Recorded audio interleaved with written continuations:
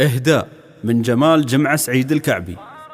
كل الشكر والتقدير لأم الإمارات سمو الشيخة فاطمة بنت مبارك الكتبي على رأيها الحكيم واهتمامها لشباب وبنات الوطن، مراعاة سموها للتقليل من تكاليف الأعراس، ونتمنى من الشعب الإماراتي الأخذ بعين الاعتبار على رأي سموها الحكيم.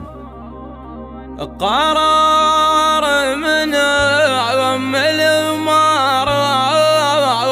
دايم لناس بعقب العون، قرار ناجح به مسرات، وعلى القرار الكل يذنون.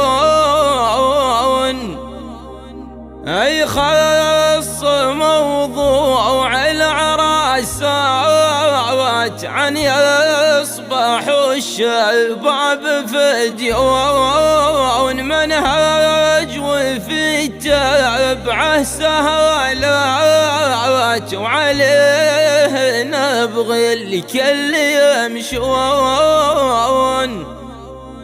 صار الحفل في بعض الساعات حفلة تكاليفه تهون، تيسرت كل الصعيبات بفضل حكمتها وهتمون.